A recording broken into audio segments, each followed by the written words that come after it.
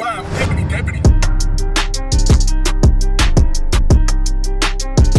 Going on, DreamTeam, we're back at it again with another video. Title, thumbnail, come on man, stop the cap. Y'all know what we getting into. It's been a long time coming. But just in case you don't know and you are new to the channel, welcome to the channel. Do me a quick favor, hit that subscribe button. That way you can join the best family on YouTube. And also while you're at it, go ahead and tap in with that post notification. That when we upload and we drop banger after banger after banger, you can stay in tune and keep it lit with us. No cap. Come on man, the title, thumbnail. I'm really not gonna waste any more time because you guys have requested this. I'm talking about maybe over a year now. No cap. Like, it's been that long. We're finally gonna react to it and break down and just, you know, get it over with. Let's see what y'all cooked up, man. Hopefully it's nothing too crazy. You know how it comes with just Jennie. Her name alone just brings controversy and drama, which I'm sure there's gonna be a lot of in this video. I'm done wasting time. Let's go ahead and check it out and see what y'all got me into, man. No cap. Previously on Avatar. That's funny. Okay, so I gotta figure out who Cube disclaimer. is. I do not have all the facts. I'm sure Blinks themselves and Jennie fans have much more information than I do, so I defer to their greater wisdom in this case. As someone who's neither a Blink nor a Jennie fan, I've also tried to keep to the basics with this video. In the pursuit of transparency, I believe it's important that you know that I have criticized YG Entertainment in the past, and I still stand by those beliefs. I still have issues with YG as a company, but I think it's important for you to understand that my research on Jennie is separate from my opinions about YG. Jennie is a person. Even if you don't really like her, I need to hammer home that she is a person. Please keep that in mind. Tagged for various reasons with a crackdown on why the fandom chose Jennie to be the center of so much hate in the K-pop mythos. 2010. Jennie joined YG in 2010. She was 14, not yet out of middle school if she were an American student. Entering any workforce at 14 is undeniably terrifying, and a workforce as competitive and dehumanizing as this one is definitely a life-impacting moment. A lot of people would argue that that's way too young to start becoming an idol, but companies allow this to have the cream of the crop trainees by the time they're young adults, if they even wait that long to debut them. Nonetheless, Jennie was a child when she entered the scene. While Jennie didn't debut until she was 20, she's been involved in the industry and the idol system since she was 14 years old. And remember, this is YG Entertainment's training system, which is notorious for its insane physical and emotional pressure. The K-pop industry is no stranger to human rights violations, and there's no real way to know exactly what happened during her formative years. Jennie described the training experience as, quote, really mean, going so far as to say it was, quote, a cold-hearted world. 진짜 냉정한 세계였어요. 매달 말에 모든 YG 프로듀서분들 그리고 가끔은 아티스트분들 그리고 사장님이 꼭 오셔서 평가를 받는데 솔로곡 하나, 단체곡 하나, 댄스곡 하나 이렇게 하는데 중간 평가해야 되지 매주 찍는 일주일에 한 번씩 찍는 보컬 영상도 찍어야 되지 팝핀 영상 찍어야 되지 크럼프 영상 찍어야 되지 할 게 너무 많았어요 매달 그때는 뭐 하는 입장이어서 힘들었는지 잘 몰랐어요 그냥 해야 돼 그 있잖아요 학교 다닐 때 2012. In April of 2012, YG Entertainment uploaded a photo of Jennie to their official blog without her name. She instantly drew attention, with people sharing and discussing the photo all over the internet. She was labeled the mystery girl of YG. People eventually uncovered her real name, and rumors began to fly that she would be a member of YG's upcoming new girl group. Jennie was the first member to ever be announced for Blackpink before the group name was even confirmed. Apparently, Jennie was supposed to debut in a girl group that year, but that was postponed to 2013, and again, even later. There's something of a black hole in the timeline right here. The shape of this projected girl group changed rapidly, going from 10 members to 5, from 5 to 4. Debut would get closer and closer and then disappear, leaving the trainees involved either benched or inactive. August 8th, 2016.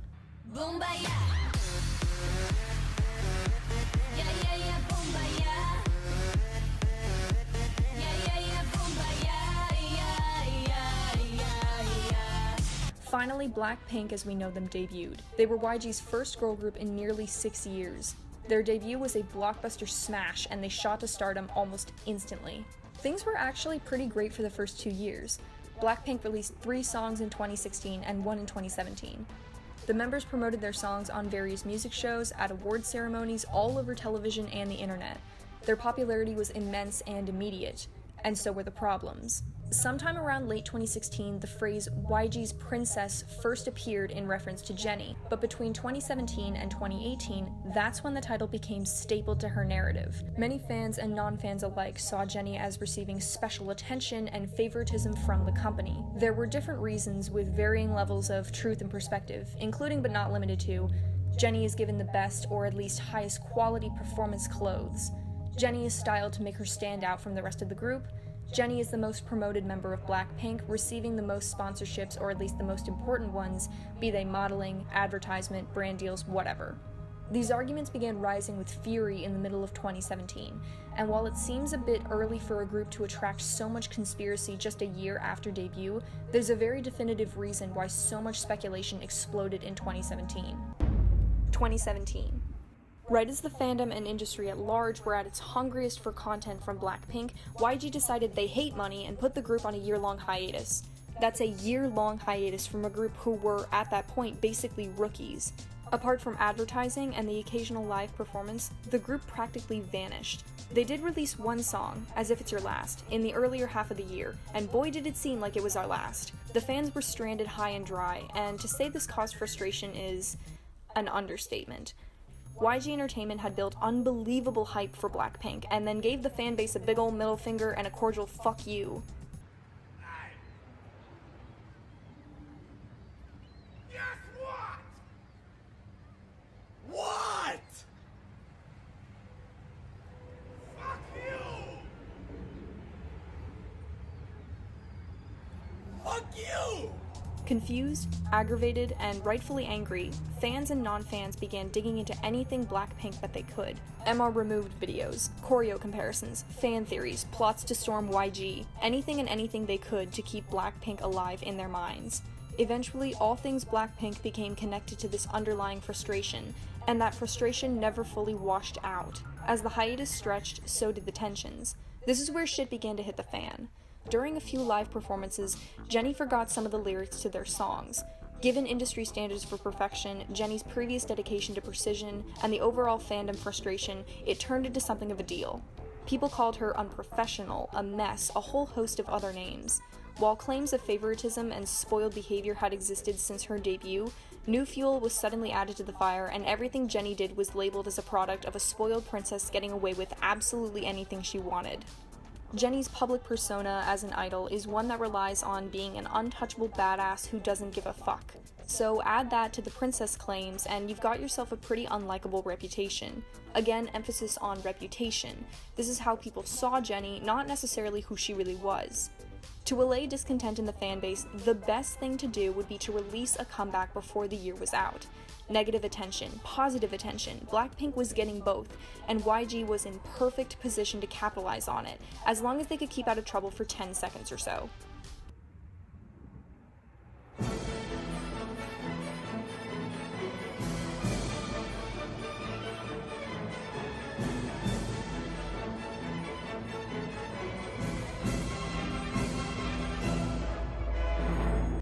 YG's contest project Mix 9 went Mount Vesuvius and exploded in great flaming chunks of shit. After scheduling the winning group for debut, YG canceled the entire thing and their finances collapsed. The company's revenue dropped by over 30% and they lost over $9 million. The failure of the show was so great that JYP replaced YG as the second highest earning company, and agencies cut ties with YG left and right. 2018. In May of 2018, Psy finally chose to value self-love and left YG for good. 2017 ended with no news about a return of Blackpink. Well, they reissued their original Japanese debut, so yay for that I guess, but that was about it. For months, all that came out of them was the occasional live performance or interview show. The frustration boiled over into an all-out fan war. The words overhyped and overrated were appearing left and right. Many people were angry that YG Entertainment was benching such a popular group. Other people were angry that a group with so little content was even popular to begin with, and even more people were angry that others were angry at everyone else for being angry. Everyone was mad at everybody for absolutely everything all the time, and where on earth was Blackpink?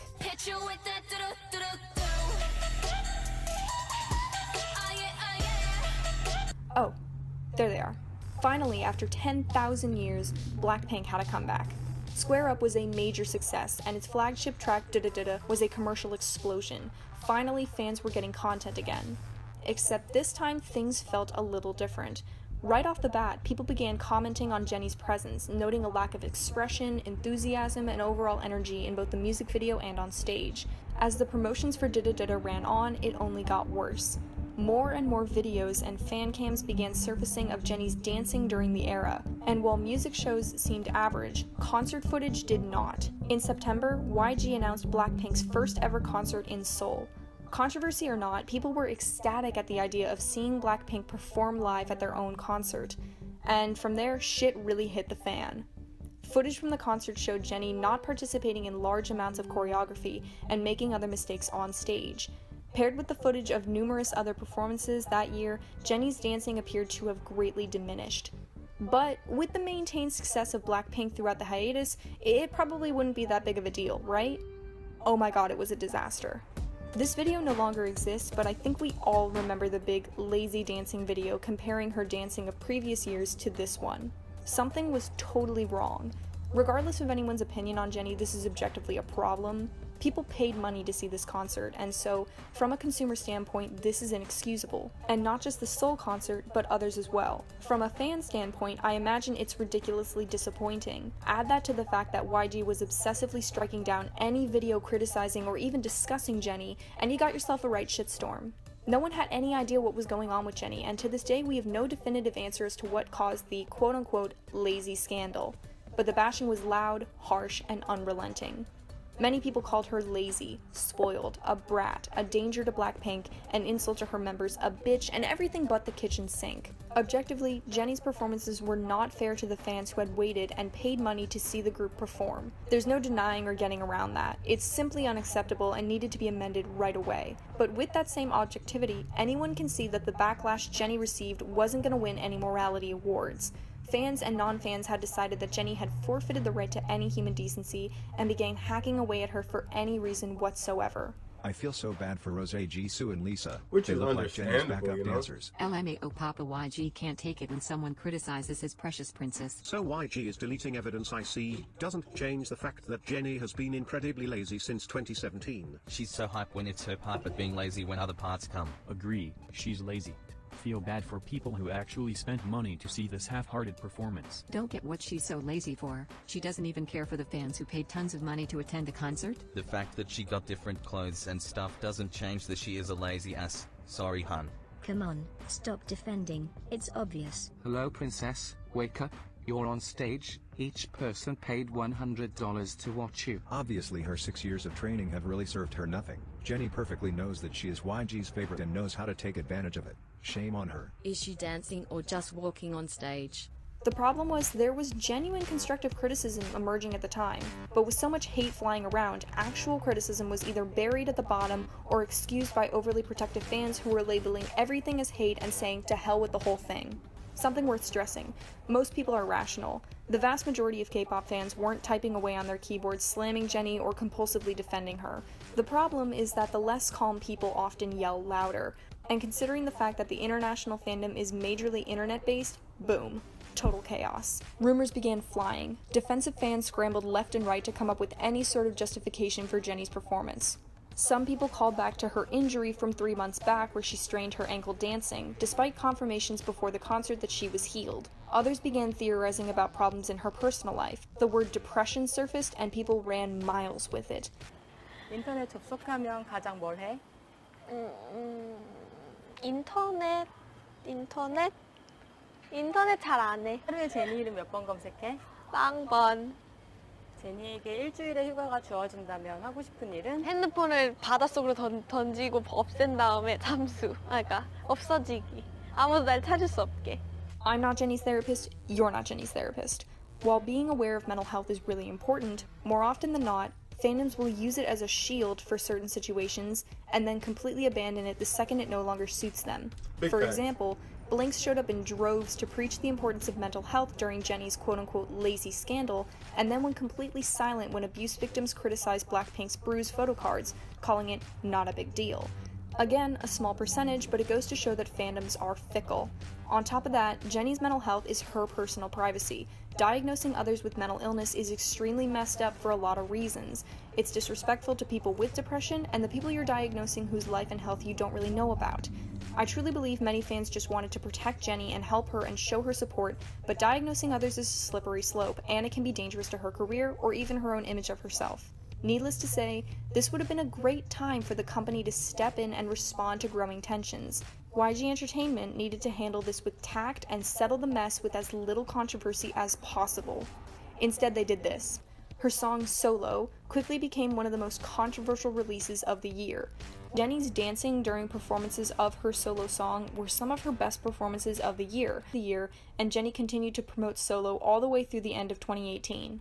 And if you thought the year would end peacefully, you haven't been paying attention.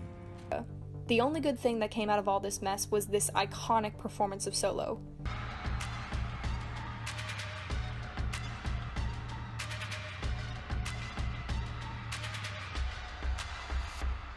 And that was the disaster that was 2019. This brings me to one of the genuine villains of K-pop, Dispatch. On the first fucking day of 2019, Dispatch, a scandal-breaking network, revealed that Jennie and EXO member Kai were dating. Listen, you son of a bitch. What the fuck's your problem? You get in my face with that, I'll beat your goddamn ass, you son of a bitch. You piece of shit. You fucking goddamn fucker. Listen, fuckhead, you have fucking crossed the line. The photos showed up everywhere, and eventually Kai's company, SM Entertainment, confirmed that the two were dating. YG, on the other hand, had trouble discerning romantic partners and Uber drivers. Bless their hearts, they have no idea how to handle anything, do they? People began to badmouth Jennie on principle, saying that she was breaking her contractual dating ban and YG was letting her get away with it. This is sort of misleading, as YG's dating ban holds effect only until you debut as an idol. Jennie was perfectly within her rights to date freely, but remember, the K-pop industry thrives on idols appearing available, and secret dating between idols can reflect badly on reputations. It was especially controversial for Jennie to be dating another idol when the memory of Hyuna and E'Dawn was still fresh. Of course, Jennie's not responsible in any way for Cube or the industry's messed up standards, but she got flack for it anyway. As soon as it all started, the relationship was over. Kai and Jennie broke up at the beginning of 2019 for reasons we'll probably never know but can damn well guess at. Once again, Blackpink was on hiatus and people were pissed. And that's the basics of it. After looking at all of this, Blackpink in general has a frustrating mythos. They only have 13 songs, no full album, and often disappear for long periods of time. Music-wise, Blackpink has never truly stopped being rookies. Jennie, being the primary face of Blackpink, often centers these feelings of frustration on her. People see Jennie with her badass persona, her colder faces, and her rougher patches in her career, and all that frustration can come smashing down in full force. Because Blackpink doesn't have enough content for people to feast on, they've created their own fan version of the K-pop world where Jennie is some evil person to be destroyed. They made her into a Bond villain who wanted to leave the group and destroy the other members' success and not give a shit about fans. I think that's because weird. It was more fun to have someone to target than to face the fact that YG Entertainment is ultimately a faceless company that can't be attacked. People couldn't bully YG into giving them music, but they sure as hell could take out their anger on Jennie. Fandoms need villains. They strive on having people to uphold like gods and people to tear down as scum. Jennie was in the perfect position to become the latter. So there it is. It's a mixed bag with no real binary answer. Jennie dropped the ball during her 2018 performances, that's true, and now you are all caught up. So where's Jennie now? Okay. So, I mean, fact of the matter is, this is what I've been saying it since, day one. Jennie is the face of Blackpink. You have to get over it. It's like having a basketball team. You guys know Stephen Curry, LeBron James. Yes, they get treated a little different just because they are the face of the franchise and they do carry the team. Now, that's no disrespect towards any of the other Blackpink members, Jisoo, Rosé, or Lisa. But I mean, when Jennie has been the longest since 2010, she kind of knows what's going on. She knows about keeping herself private. She knows how to lead. She knows pretty much the entertainment business a little bit better than most people, except it's called being a leader. That's what happens when you're a veteran. People are always going to find something to hate about just because it's Jennie. You don't like that she's dating somebody. Yeah, she was lazy, so what? You have flaws. People get emotionally drained, mentally drained, spiritually drained. It happens. You do this every day in your everyday life. The only difference is you don't have the status quo that Jennie does. So nobody really gives a fuck that you're lazy. You don't pay bills. You sacrifice certain things. You're irresponsible. But because you're you, it's normal. You know what I mean? Nobody really gives a fuck because you don't have that status quo of Jennie. Now, if Jennie starts making those same mistakes, now she gets a different kind of hate because she is in the spotlight. When it comes to taking care of responsibilities, Jennie does that. Yes, she was lazy. We saw that. We admit that. Hey, she even took accountability for that. She even said it. I was slacking. I'm gonna make up for it. People are so weird because they don't allow people to change. When they make that first impression, and they stick to it, whether it's good or bad, they want to uphold it, especially if your first impression is good. If your first impression is great, amazing, as soon as you show that one flaw, people are like, aha, I got you. I knew there was something about you that you were hiding. And it could be a simple small mistake. People don't allow others to change and evolve into what can be a better person. Jennie at the time was only 22, 23, 24. She's now 27, and you're looking at this as somebody who can't evolve and grow. You guys are weird. Also, the whole dating rumor, I've already spoke on that, and you know, just like EXO and you know, with her and Kai, you're just mad because your dick isn't in her mouth. And I hate to talk like that, especially when it comes to these classy women, but the truth of the matter is that's how we keep it fact. You know, like we keep it a stack over here. It's factual. Your dick wasn't in her mouth. Who cares? You're jealous, you're mad, get over that. That's weird. You shouldn't even be worrying about who she's blowing. That's just my theory on that. I'll leave that alone because that's just, it's self-explanatory. Get over it. Jennie is the it girl. She gets criticism because it's Jennie. Informative. I love it. I know it finally took some time, but there it is, guys. The villain of K-pop, Jennie. If you guys do want any more videos, let me know what your thought about this whole video. Let me know what you guys think about it. Really dissect the video and just let me hear it out in the comment section down below. I'm reading everything. Whatever I see in the comment section down below, that's what we're reacting to. You guys know we're on the road to 50K. That's what it's really all about. So, yeah, man, we're literally less than 11,000 away from 50K dreamers, 50K subs. So hit the subscribe button, turn on the post bell notification. Guys, run up these numbers. You're almost there. We're on the road to 50K. We will hit 50K dreamers, 50K subs in 2023. I promise you we will. I love you guys so much. We do got more videos and I can't do that if I'm here. So I'll catch you in the next one. I'm out of here. Sheesh. Bitch, roll up one more blunt. I'm getting sober. I need more weed. Just because you see me on the net don't mean you know me. Say you getting money, boy, that's cap. You gotta show me. Just because we cordial do not mean that you my homie.